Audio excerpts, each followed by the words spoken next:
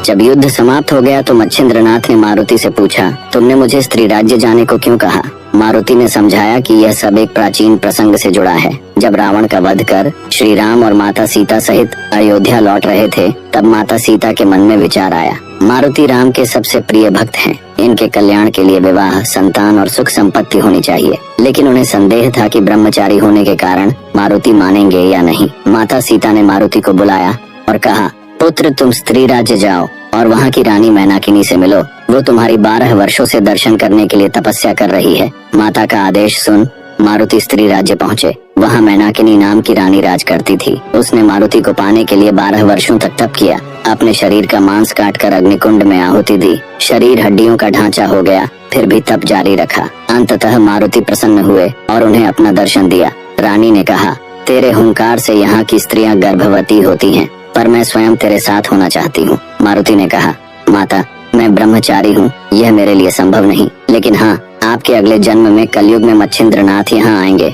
वे तुम्हारी इच्छा पूरी करेंगे। वे कवि नारायण के अवतार हैं। मारुति ने मच्छिंद्रनाथ से आग्रह किया, यह परंपरा अनादिकाल से चली आ रही है, इसमें दोष नहीं है। 99 मारुति हुए, वैसे ही 99 मच्छिंद्रनाथ भी हुए हैं। तुम्हें वहाँ पर पुत्र की प्राप्ति होगी जिसका नाम मिन्नाथ होगा, जिनकी कृति सूर्य के समान फैलेगी। मारुति की बात मानकर मच्छिंद्रनाथ स्त्री राज्य जाने को तैयार हो गए। दोनों ने एक दूसरे को प्रणाम किया और अपने रास्ते निकल पड़े।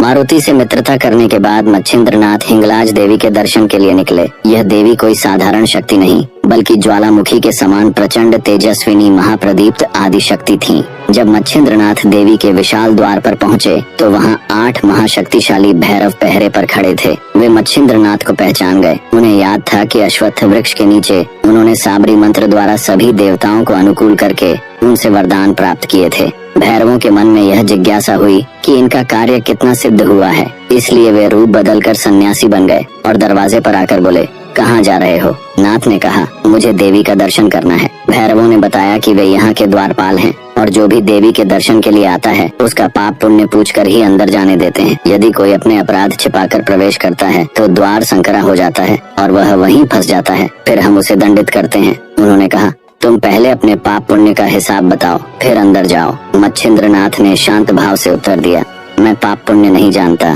जो भी कर्म हुए हैं ईश्वर की प्रसन्नता के लिए हुए हैं, मैं इनसे अलिप्त हूँ। भैरवों ने धमकी दी कि यदि सच नहीं बताया तो मार खाकर लौटना पड़ेगा। मच्छिंद्रनाथ ने कहा, मैं प्राणियों के कल्याण के लिए अवतरित हुआ हूँ। तुम लोग अपने बल पर गर्व करते हो, लेकिन मुझे डराने से कुछ न होगा।